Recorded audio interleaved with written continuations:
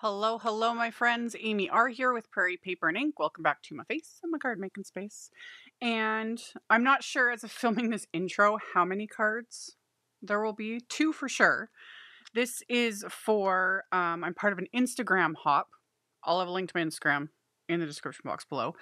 For the collab release with Altenew and the Mint Gardener. So there's several sets. They're all large florals. So do I need, for those that are new, hi. I love large floral stamp sets. Love them. Love them a ton. Favorite thing ever. So as soon as I saw it, I was like, yep, sign me up. I'm in for this. So watercoloring with some of Altenew's tube watercolors. I did a video recently using these 3 colors. I will link to that in the end screen of this video because I kind of went into more in depth, but basically you got a yellow, a pink, a magenta, and a cyan, and you can create any colors you want. So I used those again and did some watercoloring. I did some hot foiling with one of Altenew's Better Press plates, the modern leaf background. This one, there you can see it, came out a few months ago. I've had it sitting here. It's been sold out. As of following this intro, it might be sold out again, but did some hot foiling with that. Had a lot of fun. So, regardless of how many cards I end up posting, if it's just the 2 or if I manage to get more done, I will have them in the video. I will have everything that I use listed and linked in the description box below the video. All of my links are affiliate links. That just means that if you click on one of my links, end up placing an order, I get a little kickback from that at no extra cost to you. It's how it helps pay the bills. It all adds up, etc. And then, yeah, Instagram will be linked below. Check me out over there. Follow me if you aren't already. And then let's get into making some cards. So yeah, intro me and real life voiceover me. Totally different people. Intro me had high hopes that I would get more things done. Didn't happen. So just 2 cards, Not like I often do more than, at least these 2 are different. So that's a little bit of a win for me because usually I just kind of do 2 of the same because, when you've got all the supplies out. Anyway, let's actually get into it. I'm using Altenew's Cold Pressed Watercolor paper, and this is it's called the Warm and Fuzzy stamp set. And it's a smaller stamp set with this specific collab, but this floral image is big. Love it. Love it. I will link to the new sets in the description box below the video for you guys to check out because they're fabulous. They're fabulous. I love it. So I use my anti-static powder tool on the watercolor paper. That just helps prevent the embossing powder from clinging to anything other than the stamped image. And then I inked up the stamp and stamped it with Altenew's OBSIDIAN pigment ink. You don't need to heat emboss this. You could just stamp it with the pigment ink, let it dry, heat set it if you want, and then watercolor. I like to heat emboss because the heat embossing gives it a raised, shiny or sometimes matte depending on the embossing powder I use, but it gives the stamped lines those raised edges. I like that. It keeps things a little more contained. Plus, when I use just regular, here I'm using regular clear embossing powder, it gives it that little extra shiny finish. So with the second panel, I stamped and then I just used a grid transparency to move the stamp without having to clean it. It's just a little lazy hack. And I rotated the cardstock. The first one I'm going to die cut with the coordinating wafer die. This one I wanted to stamp it and kind of create a background of sorts with the image. So I'd stamped it, rotated it, stamped it again, coated it with the clear embossing powder, and then melting that with my heat tool. So once everything's ready to go, I'm going to do my watercoloring. And I mentioned this in the other video that will be linked that I use these 3 tubes of watercolor on. If a person wanted to get 3 colors like this and do what I've been showing, mixing them, because again, you can get any colors you want. The only thing I would do differently is I would not get this. The one I'm using is Opera Lemon. It's neon yellow. Love it.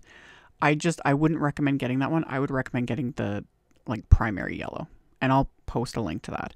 It's just a little easier to work with because when you're working with neon, I've got to do a few little extra add-ons here and there just to tone down the neon the neonness. I don't, what else do you call it? Anyway, that I'm just saying. But those 3 colors, basically pink, blue, yellow, you can create any color you want. So I took the yellow, added a bit of the magenta, and first I kind of created more of an orange. Didn't want that, so I added more yellow.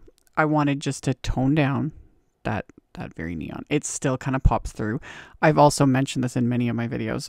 Filming and taking photos with anything with yellow, especially bright yellows, absolute nightmare for me. It makes the camera settings on everything go wonky. Anyway, to create the green, mix yellow and blue, creates green.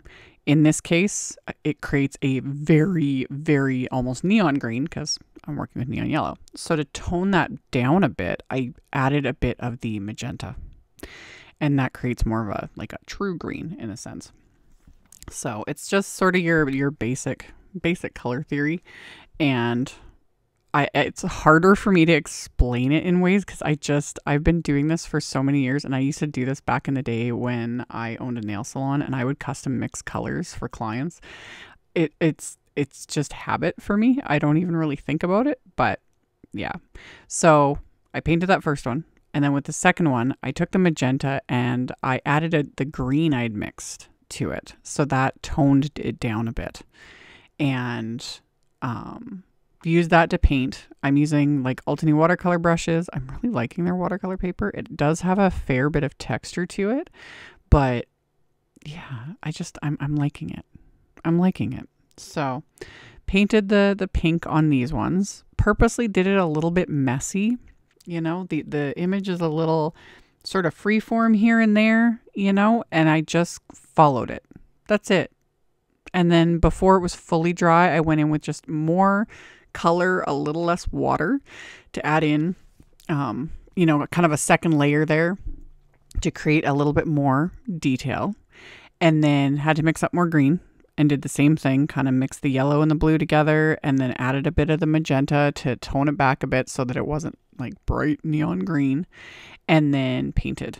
And yeah, I used my Altenew, here they are. I couldn't find them for a second. My Altenew watercolor brushes. I used the size 3 for most of the painting, and then I used the size 1 for the greenery because it's very narrow little areas. Although I could have done the whole thing with a size 3. I just would have had to be a little more careful because I'm finding these brushes come to a very, very detailed point.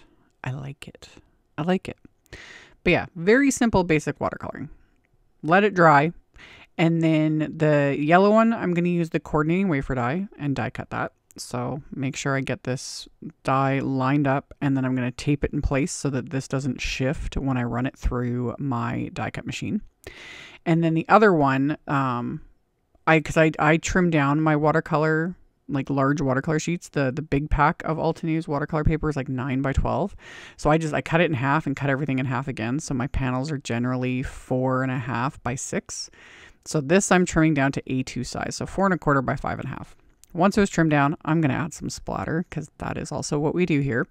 And I got to get my fix. So I'm using the Altenew black gouache, the huge monster tube of black gouache that I keep saying it's going to last me multiple lifetimes. But you know what? You guys know at the rate I use things for splatter, it might not last that long. We'll see. We'll see. So I put a bit of the black gouache on my palette, added just a bit of water to thin it out a bit. And then my little fan brush and splattered this just a bit. Not a ton, just a bit. And then hot foiling. So this is the modern leaf background that I showed in the intro. Better press plate. It's meant to be used in the Spellbinder's Better Press. But better, press plates meant for the Better Press. Hot foil, I don't know. There is something about these plates, but the Better Press plates that they hot foil amazing. And I included that disclaimer there on screen. You cannot use your hot foil plates in your Better Press. You can use the Better Press plates in the Glimmer machine as I'm showing, but you cannot do the opposite way, just FYI. So I had my Glimmer hot foil machine heating up, and then when the light went off, I put the plate with the design face up, and then I'm using Altenew's Kelly Green mirror hot foil roll, and you put the pretty side of the foil touching the design of the plate. And then I was experimenting. I took another piece of Altenew's watercolor paper, which I said is textured, but I was curious to see what would happen. Because normally when you're using like a hot foil, you want smooth cardstock. Like the smoother, the better. Even like glossy cardstocks, they hot foil amazingly.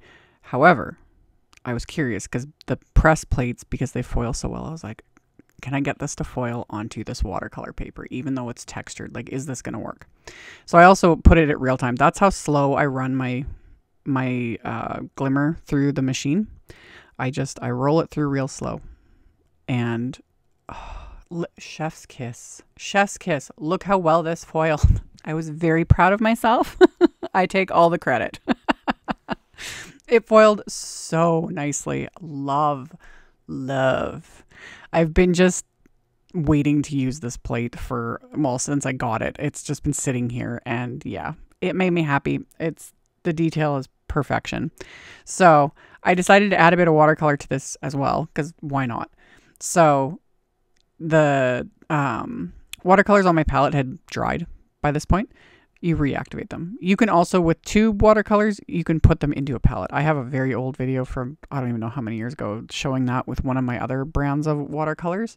I eventually will do that with my Altenew ones once I have like a good selection of colors, but right now I have like 5. So I'm just using them as is, and it's fine.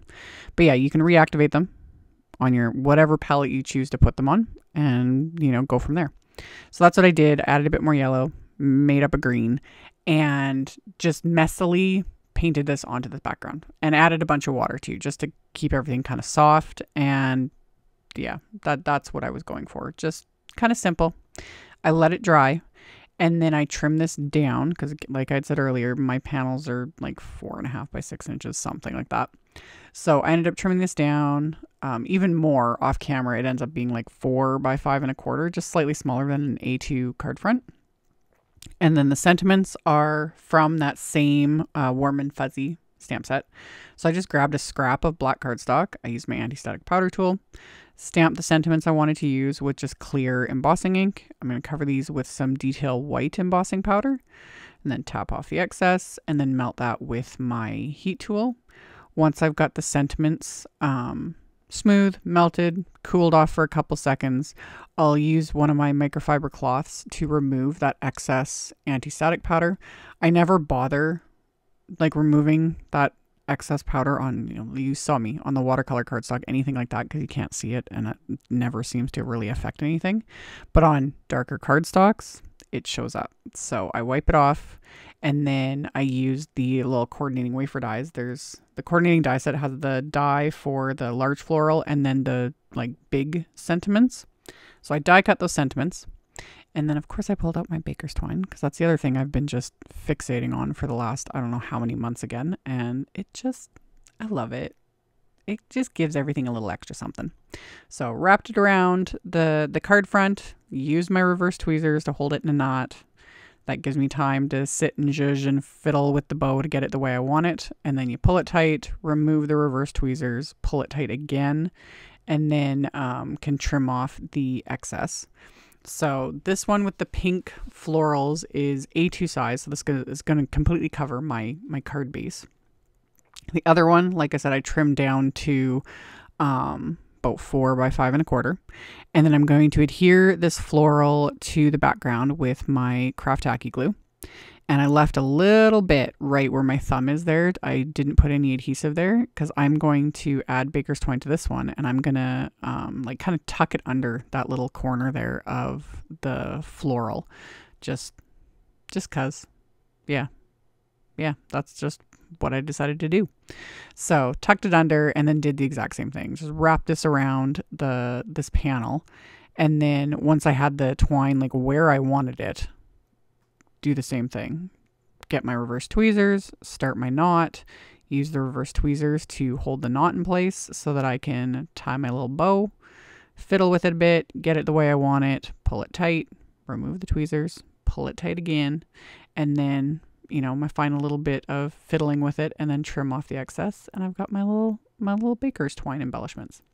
So for the sentiments, I popped those into place with just some thin foam squares, just to give those a little bit of dimension as well.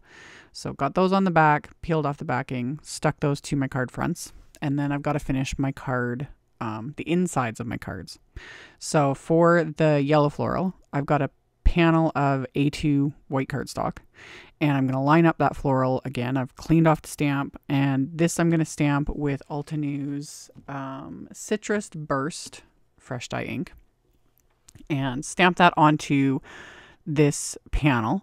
And then after I've got that stamped, I'm going to line up and stamp one of the companion sentiments from that Warm and Fuzzy set. So lined that up, had to do it a couple times to actually make sure I got it straight. There we go.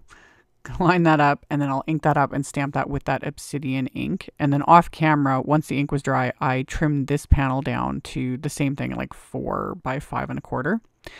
And then my second card base, I'm stamping directly onto the inside of the card. So I put my card base here and lined up the stamp. And then this time I'm inking it up with Rose Quartz Fresh Dye ink.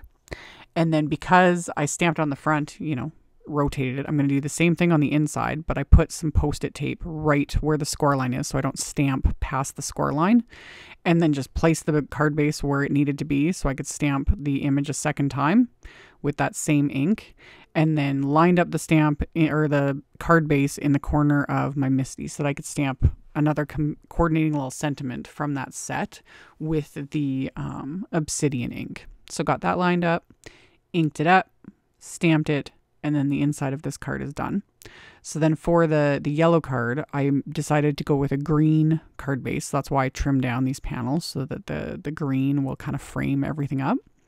So I adhered that panel that I stamped for the inside of the card onto the inside, and then decided to pop this panel up with just some thin foam tape. This is Simon's Big Mama foam tape. So I'll give it a little bit of dimension.